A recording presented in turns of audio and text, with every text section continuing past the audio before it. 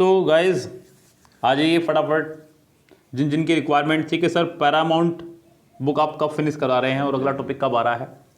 So guys यहाँ अगला topic आपका आ चुका है आपके सामने, फ्रॉम प्लेन टू पैरामाउंट, जहाँ मैं आपको करा रहा हूँ वर्ब एडवांस, और आज उसका ये लेक्चर नंबर 3 है एडवांस वर्ब का। इस गाइस यहाँ मैं आज आपको कराने वाला हूँ कॉजेटिव वर्ब। ये शायद आपने पहले कभी पढ़ा हो सकता है आपने मेरे ही लेक्चर में इसको पढ़ा हो। इस गाइस कॉजेटिव वर्ब की बात करने वाला हूँ आज मैं, और इनकी संख्या ज़्यादा नहीं है बच्चों। कंपटीशन के पॉइंट ऑफ व्यू से हम लोग सिर्फ पढ़ेंगे, बहुत ज़्यादा नहीं पढ़ना है, सिर्फ इतना पढ़ना है जितना एग्जाम में इनसे आता है।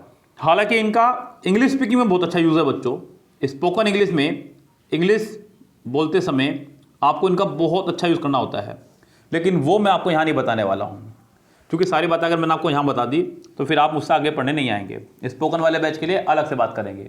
यस गाइस, यहाँ फिलहाल बात करेंगे ओनली ग्रामर सेक्शन की, और ग्रामर में भी उस सेक्शन की जिससे इसमें एरर आ रही है एग्जाम के अंदर।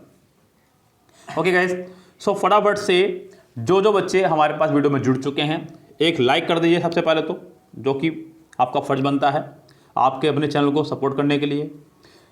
सब्सक्राइब कर दीजिए जो लोग अभी अभी आए हैं, और हमारे चैनल से जुड़ जाइए और पार्ट बन जाइए इस चैनल का, इसका हिस्सा बन जाइएगा। ओके गाइस, सो वीडियो को कर दीजिएगा सब्सक्राइब चैनल को, और बन जाइए इंग्लिश अड्डा का एक हिस्सा, जहां आपको इंग्लिश से जुड़ी हुई तो प्रॉब्लम्स देखने को मिलते ही हैं, साथ ही साथ यहाँ पर हम लोग आपको जो नोटिफिकेशन प्रोवाइड कराते हैं टाइम पर, वो भी। सो गाइज, आज सुबह ही हमने एक आपको वीडियो प्रोवाइड कराया रीजनिंग का, स्ट्रेटेजी का, उसको ज़रूर देख लीजिएगा, क्योंकि मुझे आपको सिलेक्शन दिलवाना है इस बार, तो मेरा फ़र्ज बनता है कि मैं आपको 170 प्लस तक लेके जाऊँ। तो वो स्ट्रेटेजी स्पेशल यूनी बच्चों के लिए है जो 170 प्लस का टारगेट रखते हैं। यस गाइज, और गाइज यहाँ हम लोग बात करते हैं अब शुरू पॉजिटिव वर्ब की।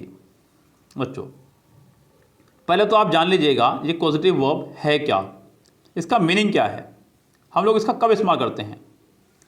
सबसे पहले बच्चों जान लीजिए पॉजिटिव वर्ब, जब कोई काम आप खुद ना करके किसी दूसरे से करवाएं उसको बोलते हैं पॉजिटिव वर्ब।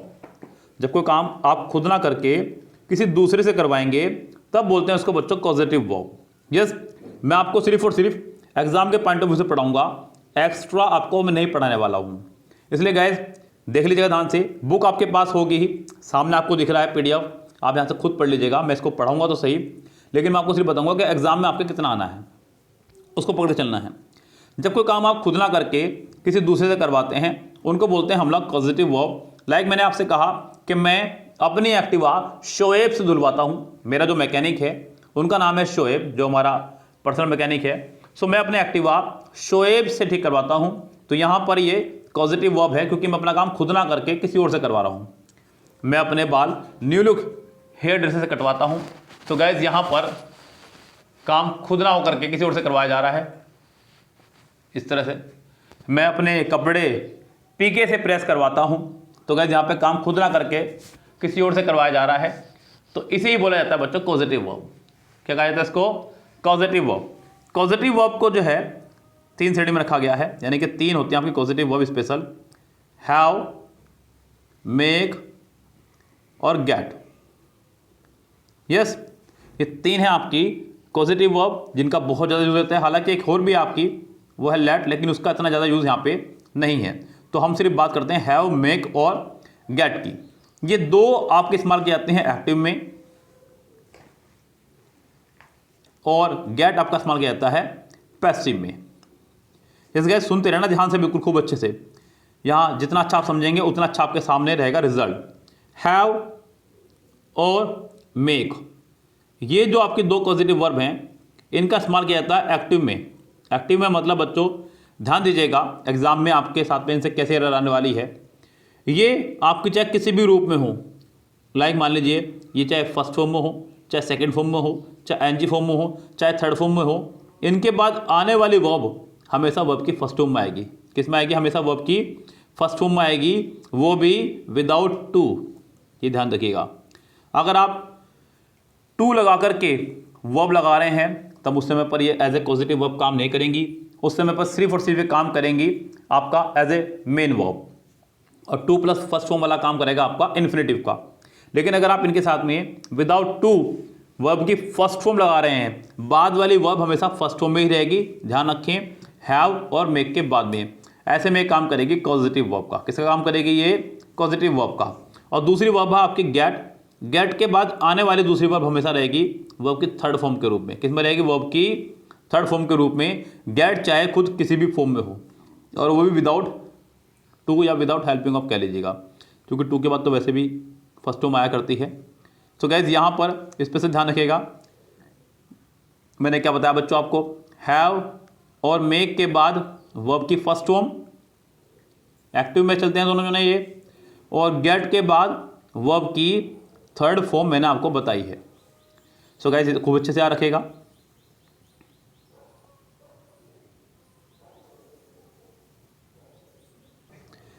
बुक के हिसाब से क्या डेफिनेशन है इसको पढ़ते हैं। कह रहा है कि हैव, गेट, मेक का प्रयोग कॉजेटिव वर्ब के रूप में किया जाता है। सामान्यतः कर्ता किसी क्रिया को क्रम पर करता है। देखिए क्या खतरनाक डेफिनेशन लिखी है, ये मेरी तो समझ से बाहर है, आपकी समझ में आ रही है तो आप पढ़ लेना, बिकॉज मेरी हिंदी वैसे कमजोर है। ही हैव द पुअर, वह गरीबों की मदद करता है। तो यहाँ पे काम करने वाला ये है। यस, यहाँ पर जब सब्जेक्ट लिखा जाएगा शुरू में, लेकिन काम वो नहीं कर रहा है, काम किसी और से करवा रहा है वो।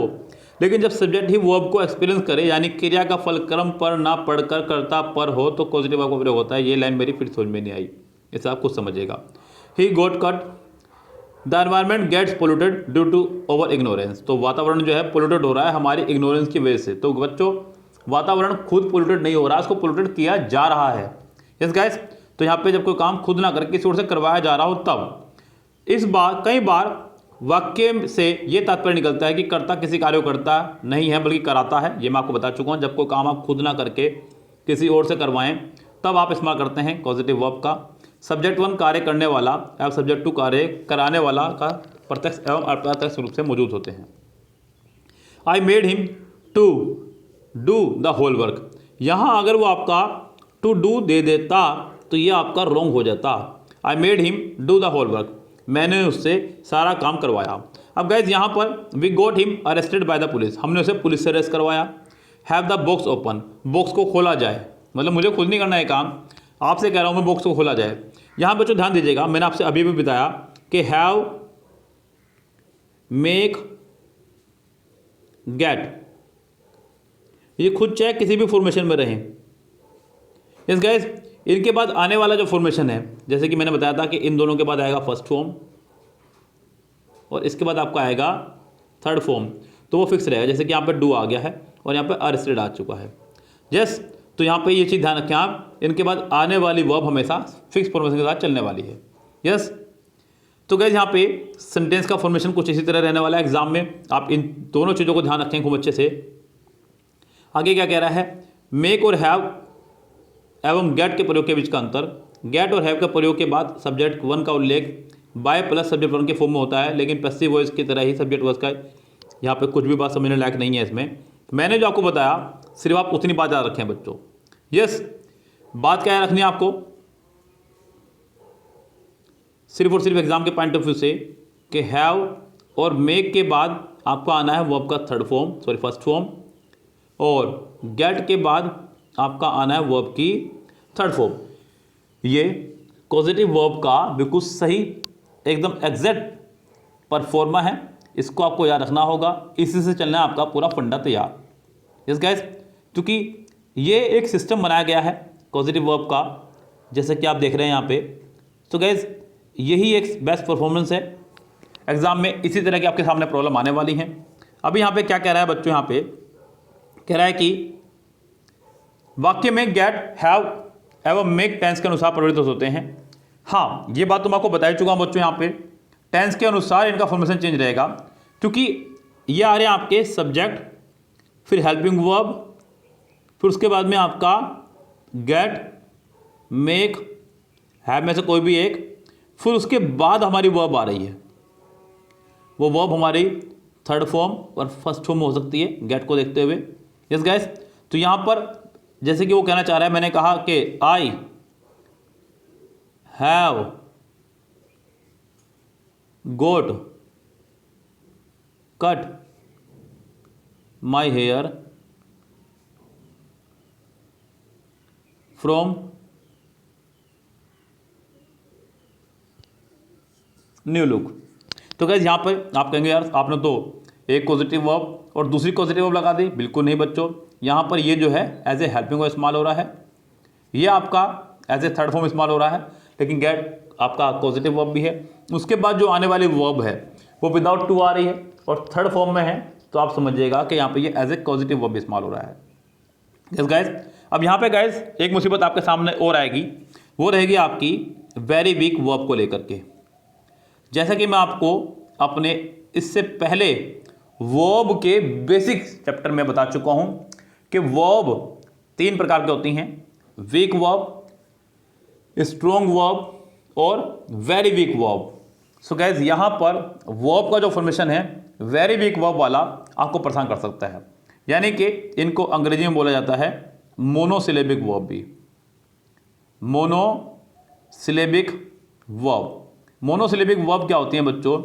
वे वर्ब जिनको आप सिंगल प्रोनाउंसिएशन के साथ में बोल सकें उनको बोलते हैं बच्चों मोनोसिलेबिक वर्ब। क्या बोलते हैं उनको? Monosyllabic verb. जैसे कि आपने कहा कट, तो कट कट कट। आपने कहा put, put put put. Shut, shut shut shut. आपने कहा hit, hit hit hit. Yes, तो यहाँ पर ऐसी बहुत सारी वर्ब हैं जो कि मोनोसिलेबिक है। मोनोसिलेबिक मतलब जिनमें सिर्फ आपका सिंगल वाउल यूज हो रहा हो, जैसे कि यहाँ पे यू हुआ, यहाँ पे यू हुआ, यहाँ पे यू हुआ, यहाँ पे आई हुआ, ऐसी बहुत सारी वर्ब। सो गाइज इनको बोलते हैं मोनोसिलेबिक वर्ब। इनका फर्स्ट, सेकंड और थर्ड फॉर्म सेम रहता है, उसकी कोई चेंजेस नहीं होती है। Yes guys, first form, second form, third form, यानी कि cut cut cut, put put put, shut shut shut, hit hit hit, read read read, ऐसी बहुत सारी वर्ब हैं। 18 वर्ब के आसपास हैं। आप हमारे इससे पहले लेक्चर वर्ब बेसिक में जाके इसको सीख सकते हैं। ओके गाइज, तो यहाँ पर पॉजिटिव वर्ब से आपके एग्जाम में इससे ज़्यादा और प्रॉब्लम नहीं आने वाली हैं। सिर्फ ये 3 प्रॉब्लम आपके सामने आएंगी। 2 प्रॉब्लम क्या रहेंगे बच्चों कि हैव और मेक के बाद हमेशा वर्ब की फर्स्ट फॉर्म और गेट के बाद हमेशा वर्ब की थर्ड फॉर्म। बस ये चीज़ें याद रखेगा, इसके अलावा आपको कुछ भी याद नहीं रखना है पॉजिटिव वर्ब से। सो गाइज आज के इस लेक्चर में मैं आपका पॉजिटिव वर्ब ही फिनिश कर पाया हूँ। उसके बाद गाइज अगर आपको इससे ज़्यादा एग्जाम्पल और देखने हैं तो आप हमारी जाके वीडियो देखिएगा, use of get by Saurav Jain sir, SAURAV spelling से डालिएगा, और use of have by Saurav Jain sir आपके सामने वीडियो निकल के आ जाएगी और आप उसे पूरी कर देख सकते हैं इजीली। यस गाइस, क्योंकि इसके ऊपर हमने बहुत इजीली और बहुत अच्छी सी वीडियो आपके लिए बनाई है, आप उनको जाकर जरूर चेक कीजिएगा। ओके गाइस, बेस्ट वीडियोज़ हैं आपसे। अब इसके आगे का फॉर्मेशन के लिए हम मिलते हैं नेक्स्ट वीडियो में। तब तक के लिए लेते हैं आपसे विदा। Good bye, have a nice day.